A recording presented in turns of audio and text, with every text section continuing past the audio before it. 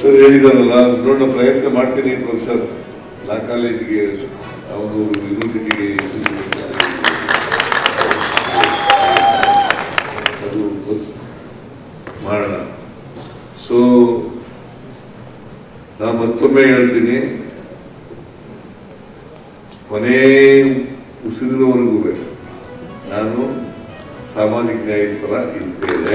ವಿಚಾರ ಇದೆಯಲ್ಲ, ಅಸಮಾನತೆ ಅಂತ ಅನ್ನೋದು ಇದೆಯಲ್ಲ, ಈಗ ಹೋಗ್ಲಾಡಿಸೋ ತನಕ ನಾವು ಸಾಮಾಜಿಕ ನ್ಯಾಯ ಬಿಡಬಾರ್ದು. ಮನುಷ್ಯ ಸಮಾಜ ನಿರ್ಮಾಣ ಆಗೋವರಿಗೆ ಬಿಡಬಾರ್ದು, ಸಮಾಜ ನಿರ್ಮಾಣ ಆಗೋವರಿಗೆ ಬಿಡಬಾರ್ದು. ಇದನ್ನ ಧ್ಯೇಯವಾಗಿ ತಿಳಿದ್ರೆ, ಈ ಬದ್ಧತೆಯನ್ನ ಎಲ್ಲರೂ ಕಾಪಾಡ್ಕೊಂಡ್ರೆ ಬದ್ಧತೆ ಇರಬೇಕು.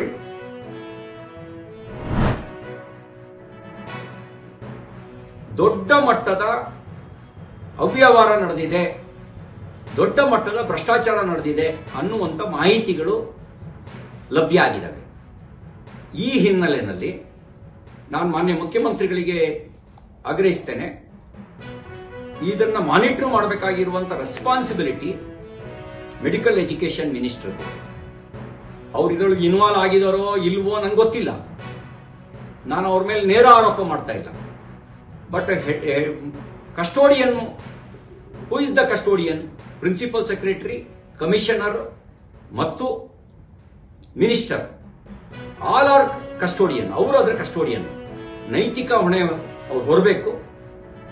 ಮತ್ತು ಹಾಲಿ ನ್ಯಾಯಾಧೀಶರ ನೇತೃತ್ವದಲ್ಲಿ ಈ ಕಂಪ್ಯಾರಿಟಿವ್ ದಾಖಲೆಗಳನ್ನು ನಾನು ಮುಖ್ಯಮಂತ್ರಿಗಳಿಗೂ ಸಲ್ಲಿಸ್ತೀನಿ. ಈ ದಾಖಲೆಗಳನ್ನು ಇಟ್ಕೊಂಡು ಹಾಲಿ ಸರಬರಾಜು ಆಗಿರೋ ಟೆಂಡರ್ ಅಗ್ರಿಮೆಂಟು ಇದನ್ನು ಆಧರಿಸಿ ಈ ಎಲ್ಲ ಮೆಡಿಕಲ್ ಕಾಲೇಜುಗಳಲ್ಲಿ ದೊಡ್ಡ ಪ್ರಮಾಣದ ಅವ್ಯವಹಾರ ನಡೆದಿದೆ. ಯಾರು ಜವಾಬ್ದಾರಿ ಹೊರಬೇಕಾಗಿತ್ತೋ ಅವರು ಈ ಲೂಟಿಗೆ ಸಹಕರಿಸಿದ್ದಾರೆ ಅನ್ನೋದು ನನ್ನ ಆರೋಪ.